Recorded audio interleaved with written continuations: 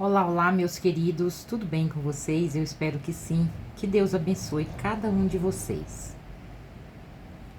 Esse vídeo é para os meus mais novos inscritos que ainda não conhecem nada sobre mim, que não sabe nada da minha história. É para vocês que às vezes até me julgam, tipo, ela é muito zen ou muito gratidão, entendeu? Então, eu vou contar para vocês um pouco da minha história. Eu vou contar para vocês até aqui, aonde eu cheguei, até onde eu sou hoje. Um pedaço de 2001 para cá, tá? Vou contar a minha mais profunda intimidade que eu tenho assim dentro de mim, que eu guardo. Então, eu gostaria que vocês ficassem atentos, entendeu? Para vocês conhecerem um pouco a Mari Rodrigues, do canal Tarô Maria Estrela Guia. Gostaria, se quisessem, se querem fazer perguntas, pode fazer. Se quiser deixar um gratidão por dividir a tua história com a gente, pode deixar. Deixa um like, compartilham. Pode compartilhar também a minha história. Então vamos que vamos, né? Já falei a introdução. Eu espero não chorar, entendeu? E não fazer ninguém chorar. Eu quero que vocês entendam. Talvez vocês vão entender melhor um pouquinho a minha forma, como eu sou, entendeu? Quando eu falo nos vídeos para vocês. Vamos começar agora do começo, lá no ano 2000. Eu era uma mulher divorciada que tinha 3 filhos para cuidar, menor de idade. E quando eu ficava desempregada, era muito difícil. Porque eu tinha uma criança pequena e tinha 2 adolescentes para cuidar. E eu lembro que teve uma época que a gente passava muita necessidade, entendeu? Não tinha negócio de Bolsa Família ainda, entendeu? Não existia isso. Então, eu tinha que me virar. Eu trabalhava de qualquer coisa que surgia. Cheguei a trabalhar... Gente, eu cheguei a trabalhar até mesmo de servente de pedreiro, para mim poder colocar o pão, a comida dentro de casa para meus filhos. Tinha algumas pessoas que ajudavam, lógico, com um pacote de arroz, com o que elas podiam. E eu era muito grata, mas os meus filhos precisavam muito da minha atenção, né? Principalmente do alimento, né? Eu lembro que teve uma época que a gente estava passando muita necessidade. Muita, assim, desesperador. Aí, uma irmã de uma igreja me apresentou uma pessoa que ela trabalhava. Foi quando eu conheci essa pessoa. Aí ele pediu para mim comprar uma máquina de costura, entendeu? E eu ia trabalhar para ele. Passado 9 meses, nós já estávamos em 2001. E eu estava trabalhando muito. Não faltava mais comida na minha mesa. Eu já tô até querendo chorar. Eita, Lelê! Não faltava mais alimento, não faltava carne, o frango, o Danone para minha filha pequena, porque eu trabalhava muito, eu sempre fui muito batalhadora. Sempre fui de dar a cara a tapa e trabalhar de qualquer coisa que surgisse no caminho para mim.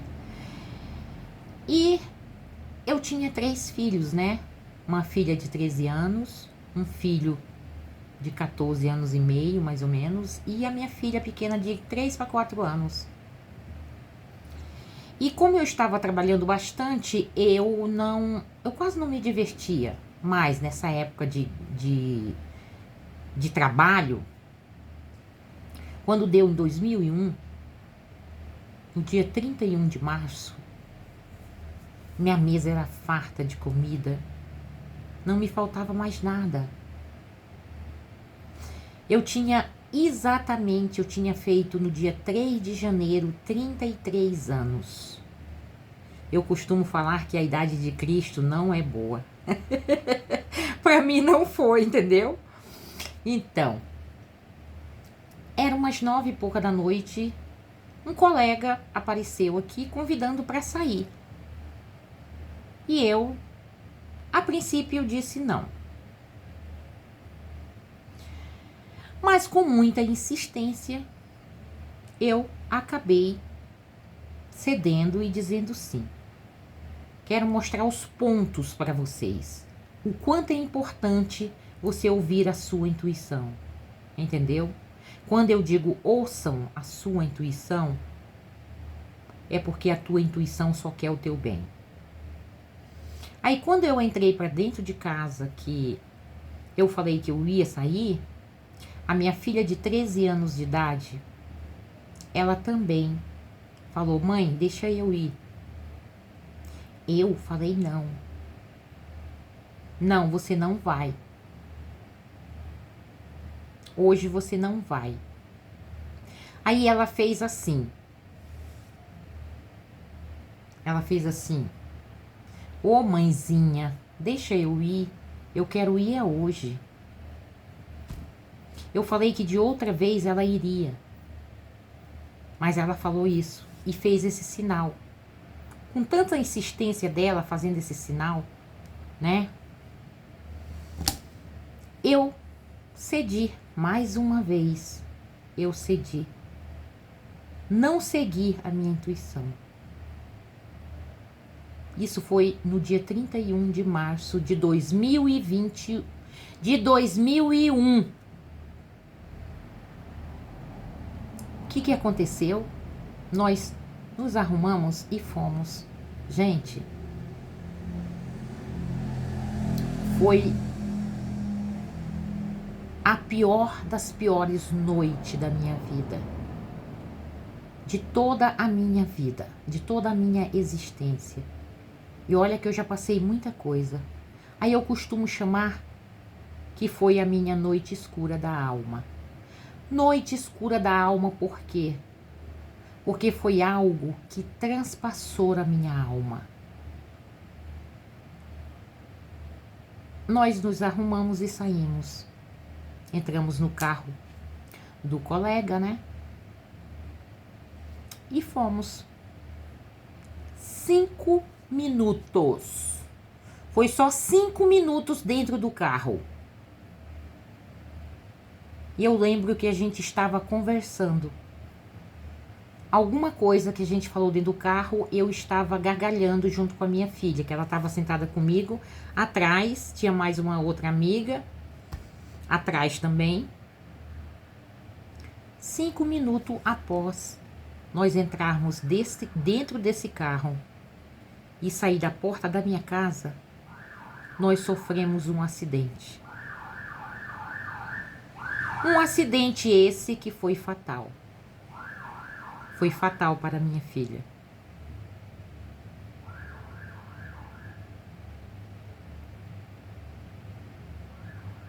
Eu lembro que eu procurei ela do meu lado e ela não estava. Eu olhei para a rua, ela estava do lado de fora do carro, do outro lado, na outra mão. Que os carros passavam na outra mão. Nós estávamos em uma mão e o carro na outra mão. E ela deitada, estirada na pista na outra mão. Aí eu vi todo mundo sair de dentro do carro, até a menina que estava do meu lado. E eu falei também, vou sair. Quando eu tentei sair, eu não consegui. Aí eu pensei, quebrei minhas pernas. Meus amores, eu não tinha quebrado as pernas. Eu tinha quebrado muito mais que as pernas. Eu quebrei o meu quadril em 8 pedaços. Eu sei que eu comecei a gritar dentro do carro. E eles vieram, me tiraram, chamaram o resgate. E a última vez que eu vi minha filha foi ela entrando no primeiro carro de resgate. Vieram dois, um para mim e um para ela. As outras pessoas não aconteceram nada, nada. Não aconteceu nada com nenhum das outras 3 pessoas. E aí me levaram para o hospital e levaram ela para um outro hospital. Aí foi aonde eu acho que ligaram para minha irmã, meu irmão. Eu tinha irmãos, eu tinha parente aqui na época. Hoje eu não tenho ninguém morando aqui perto de mim, só eu e meus filhos. E eu fui pro hospital. Só que para mim não era tão grave. Eu não tinha noção da gravidade de tudo que tinha acontecido. Porque até então eu não sabia. Como eu fui para um hospital diferente do dela, eu não sabia que ela tinha falecido na mesma hora. Uma moça de 13 anos de idade, que foi fatal o acidente. E eu fiquei no outro hospital sem saber. Aí foi uma das primeiras coisas que eles fizeram. Foi já proibir que alguém falasse sobre a morte dela para mim. Aí colocaram aquela gaiola no meu quadril. Eu fiquei com aquele negócio horrível em cima de mim, aquele monte de ferro, sabe? Entrelaçado. Até não sei quanto tempo, eu sei que tinha uma data para fazer a cirurgia do quadril. Enquanto isso, eu era visitada pelos meus parentes e eles falavam que... Eu perguntava dela e eles falavam que ela estava em coma. Era isso que os médicos mandavam eles falarem para mim. Ela está em coma. A gente não tem o que te falar. Então, eu só pedia a Deus. Eu lembro que eu orava. Eu orava muito a Deus quando eu estava naquela cama de um hospital. E eu pedia a Deus assim: Deus, eu te peço, cuida da minha filha. Mas eu também te peço, se ela tiver que ficar viva com sequelas, ela não merece. Ela era muito bonita, minha filha. E eu dizia para Deus isso. Ela é muito bonita para ficar aqui nesse mundo sofrendo, passando por coisas que... sequelas do acidente, né? Só que eu não sabia que lá no fundo Deus já havia levado. Já tinha sido... A gente fala assim Deus, mas a gente sabe que é a passagem que todos nós temos que fazer, né? Só que eu quero dizer para vocês que é a pior dor do mundo. Foi a pior dor que eu senti toda a minha vida. E que a gente, com o tempo, a gente acostuma. Foi a pior dor da minha vida. Aí eu lembro que os médicos... Chegou o dia da cirurgia. Eles fizeram a cirurgia no meu quadril. O meu quadril é todo refeito de titânio. Placas de titânio. Todo amarrado com titânio. Aí depois disso, eles liberaram. Eu tava bem, né? Tinha passado pela cirurgia, já não precisava mais... Já podia saber. Liberaram para os meus parentes me falar que a minha filha tinha morrido.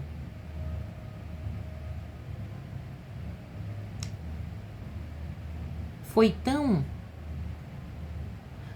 desesperador aquilo que eu senti naquele momento que me contaram, gente. Eu lembro que era um sábado quando me contaram. Eu lembro que de manhã acho que eu já sabia. Eu tinha tido um sonho meio, sabe, com os anjos. Então eu acho que aquilo já era uma preparação para amanhecer o dia e eu ia ficar sabendo. Então é como se o espiritual vem te confortar. né? Foi assim que eu senti, que veio me confortar. Quando deu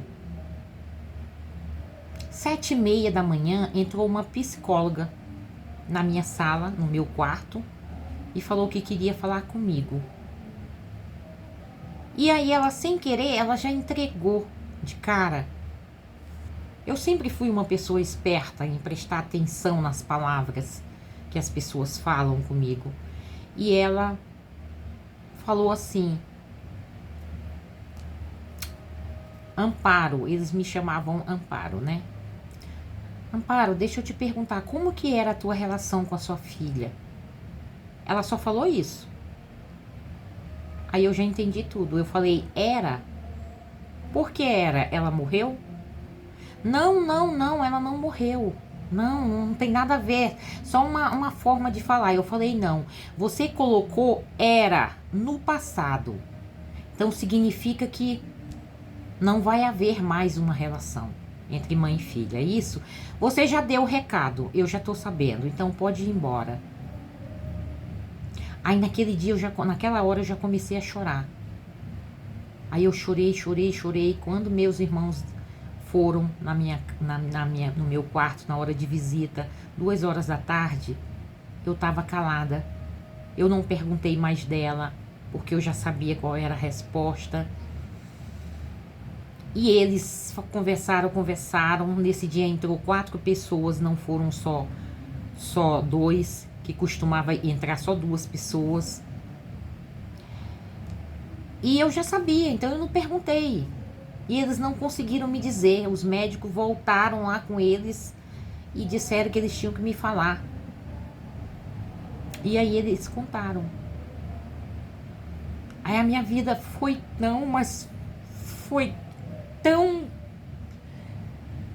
foi algo que me puxou assim para baixo de uma tal forma que eu piorei muito. E aí eu fiquei mais tempo no hospital, porque eu piorei bastante. Lógico, o meu emocional, né, abalou bastante. E aí eu tive uma queda de imunidade, né? E aí eu tive que ficar mais tempo no hospital, imóvel, né? Aí, passado o tempo, eles me liberaram, 1 mês, mais ou menos. Acho que eu passei 1 mês, de 15 dias a 1 mês, eu não lembro bem, mas me liberaram para me vir para casa. Gente, foi a pior entrada dentro da minha casa nesse dia. Sabe quando você entra dentro da tua casa e você só vê 2 filhos e você não vê os 3 mais?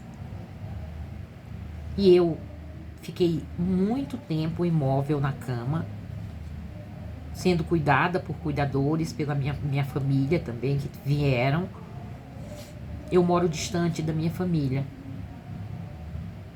E eu lembro que passados 4 meses, de 4 a 6 meses, eu acho, 6 meses, eles me liberaram para ir para cadeira de roda. Aí eu fiquei na cadeira de roda, eu acho que quase 2 anos.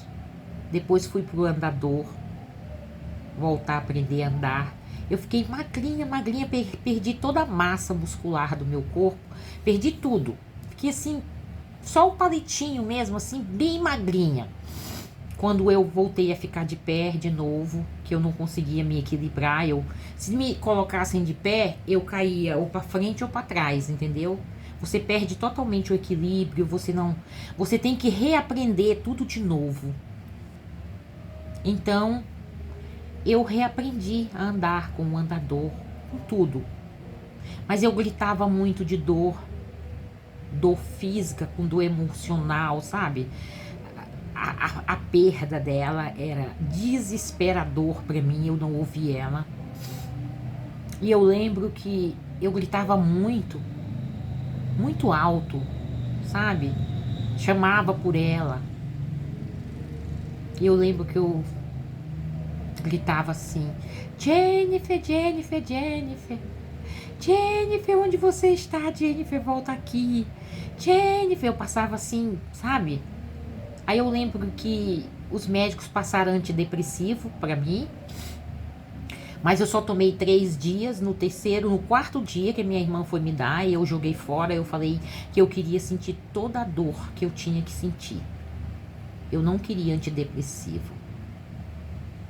Sabe quando você quer sentir tudo? E eu lembro que foi aonde começou a despertar o meu lado espiritual. Porque esse tempo todo, quando eu gritava, às vezes eu gritava até dormir. Quando eu dormia, era com ela que eu estava. É como se ela viesse em espírito, ou eu fosse, e ela me levava para passear. E eu andava com ela por vários lugares. Quando eu acordava, eu estava super feliz. E isso demorou anos. Anos eu tendo contato com a minha filha. Ela sempre me consolando. Ela sempre dizia: mãe, eu estou aqui. Tá tudo bem. Então eu tinha esse contato espiritualmente com ela, que me deixava assim, numa felicidade tão grande que eu nem sei explicar para vocês, entendeu? E passado, foi aonde eu fui despertando para a espiritualidade. Eu não entendia como que eu conseguia falar com ela, ver ela, andar com ela, porque para mim era tudo real. Entendeu? Ela não me abandonou. Ela ficou comigo um bom tempo. Enquanto isso, eu comecei a estudar, né? Livros espíritas, eu queria entender tudo. Eu busquei por cursos, por aprendizados, de tudo quanto foi maneira. Eu não fiquei parada, gente. E aí eu lembro que um belo dia, uns 7 a 8 anos depois, eu lembro que depois disso que eu comecei a andar, com 2 anos e meio eu tava andando já com o andador, e depois eu fui para Bengala.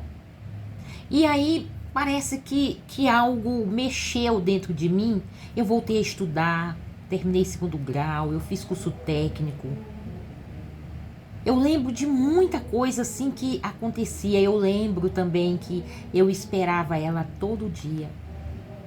Gente, todo dia eu esperava ela no portão, como eu fazia antes, na hora dela chegar da escola.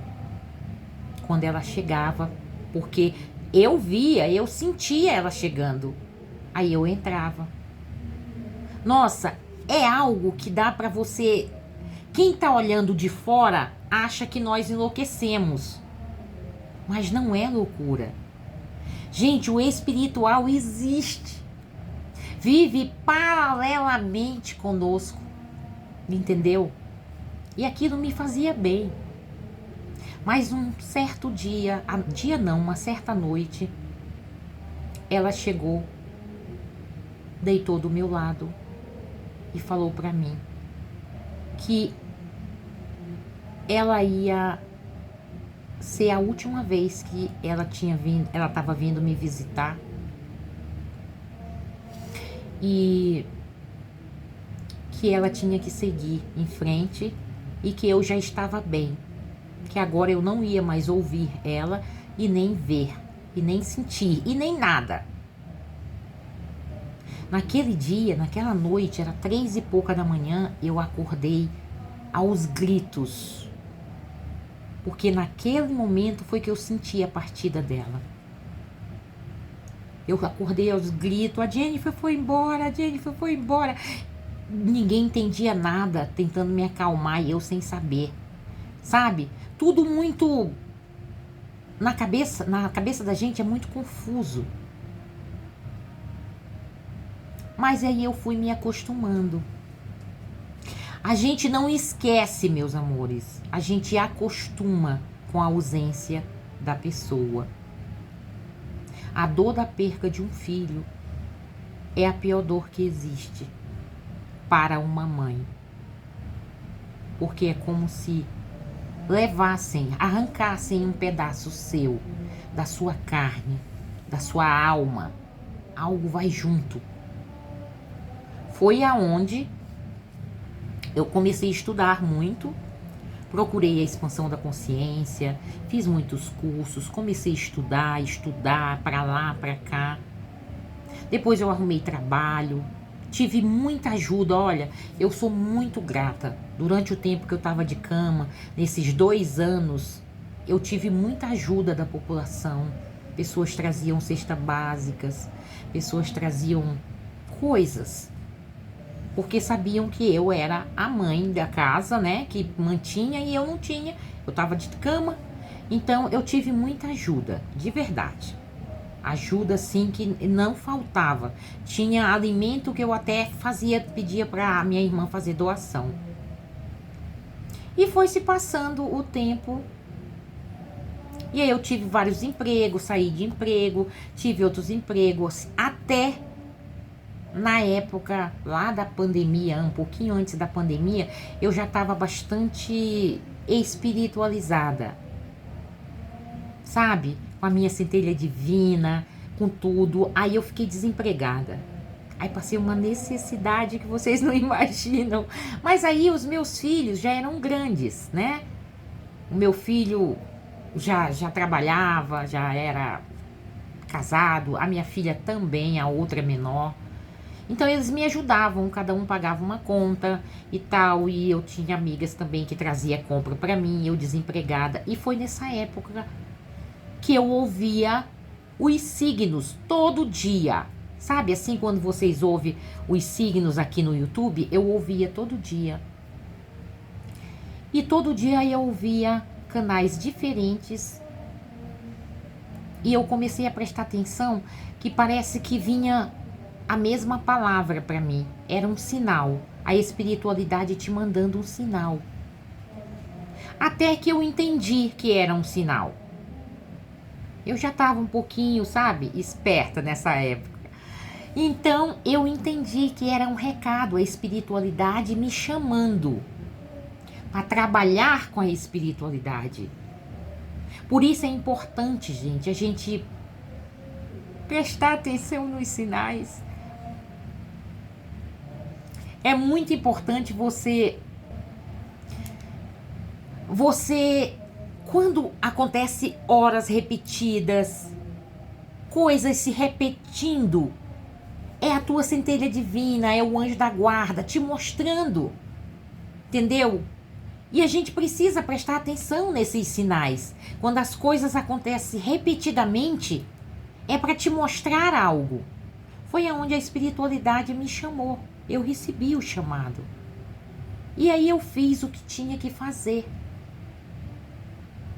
O que você tem que fazer quando você recebe um chamado?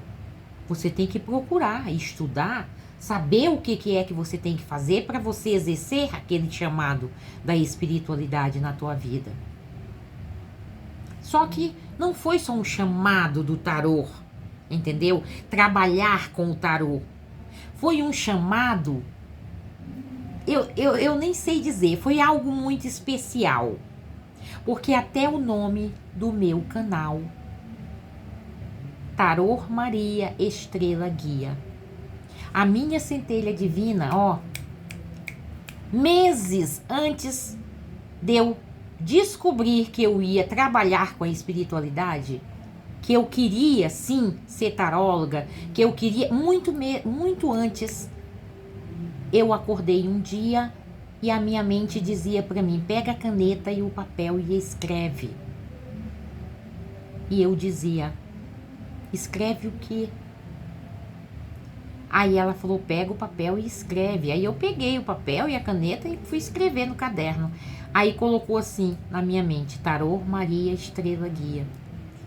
Eu falei, mas o que é isso? Nem sabia. Era o nome do canal, gente. Quando eu decidi que eu queria abrir um canal no YouTube, eu lembrei que tinha algo que eu tinha escrito num papel. Aí eu fui procurar o caderno E eu encontrei o nome, Tarô Maria Estrela Guia. E foi aonde eu coloquei o nome do meu canal, Tarô Maria Estrela Guia. Não sei porquê o guia, né? Mas deve ter algum significado, né? Eu só sei que eu quero dizer a vocês muito obrigado por vocês me ouvirem um pouquinho da minha história, da mais profunda intimidade que eu guardo dentro de mim.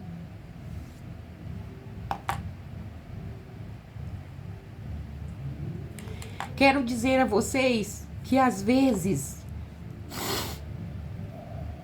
as coisas acontecem na vida da gente que não está no teu controle. Está no controle da espiritualidade. Tem coisas que você não consegue mudar. Mesmo você tendo livre-arbítrio aqui, de fazer escolhas. A gente tem livre-arbítrio de fazer escolhas, mas tem coisas que só você vai passar. Se você passa com resiliência, sem reclamar, eu passei pela dor da perda da minha filha. Gente, sem reclamar, eu juro, eu passei sem reclamar. Eu gritava de dor emocional, de dor física, de dor de tudo quanto era jeito. Mas eu não reclamei nunca. Eu nunca me revoltei contra Deus pela perda dela. Eu, por incrível que pareça, eu agradeci a Deus, porque depois eu soube que se ela tivesse ficado viva, ela tinha ficado vegetando porque tinha faltado, o resgate demorou muito tempo, tinha faltado oxigênio no cérebro dela por muito tempo, entendeu? Então, eu não me revoltei contra Deus, eu agradeci, porque eu lembro que quando eu estava no hospital, eu pedi a Deus que se fosse para ela ficar com sequelas, era para Ele levar, porque ela não merecia passar por aquilo. Então, quando eu digo assim, gente, não importa a situação, agradeça. Tudo tem um propósito. Tudo tem um aprendizado na nossa vida. Tem coisas que só você vai passar. Hoje eu sou gratidão em tudo. Eu agradeço tanto, tanto a Deus por eu voltar a andar. Porque hoje eu sei o que é a vida de uma pessoa cadeirante. Só eu ter tido tanta força de vontade e ajuda da espiritualidade. Eu tive muita força de vontade, muita garra para voltar a andar, para mim ir pro chuveiro sozinha, para ninguém ter que ficar cuidando de mim. Tudo isso eu agradeço a Deus. E hoje eu sou essa Maria Estrela Guia que vocês veem. Eu sou só gratidão. Quando eu falo da gratidão para vocês, é porque isso está enraizado dentro de mim, entendeu? Está dentro de mim. A gratidão não é só falar, é sentir. É sentir e ser grato. Eu garanto a vocês que é difícil a gente agradecer por uma coisa dessa.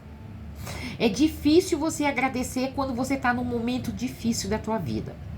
Só que tem um porém, quando você está vivendo bem também, você esquece de agradecer, entendeu? Então, eu tenho isso. É um pedacinho só da minha história, só para vocês saberem o quanto que a espiritualidade nos molda, nos transforma. E a minha transformação aconteceu a partir de lá, do dia 31 de março de 2001. Eu convivo com a ausência dela desde isso. Vai fazer o quê? 24 anos que eu não vejo minha filha. E que eu estava assim, ó, sentadinha com ela, uma do lado da outra. E não vi mais. Você entendeu? É só para vocês entenderem quando às vezes eu acho que vocês me acham um pouquinho chata por eu falar muito da gratidão. Vamos levantar a nossa vibração, entendeu? Tudo isso, gente, é importante demais. A nossa vibração, porque tudo é energia. E a gratidão é a melhor coisa do mundo que você pode ter dentro de você. Eu garanto isso a vocês. Vou parar por aqui, tá? Pra gente... No outro dia eu faço um outro vídeo e continuo falando um pouquinho mais de mim para vocês me conhecerem melhor. Um beijo da Mari. Eu agradeço cada um de vocês que é inscrito no meu canal. Eu agradeço cada um que deixa um like, um comentário, que deixa um coraçãozinho, que se inscreve no canal. Eu agradeço. Eu sou só gratidão, de verdade. Meus amores, que Deus abençoe vocês grandemente. E eu sou grata por tudo, pelo apoio de vocês. Se vocês puderem, compartilhem esse vídeo. Um pouquinho da minha história, tá? A gente fica por aqui. Um beijo, meus amores.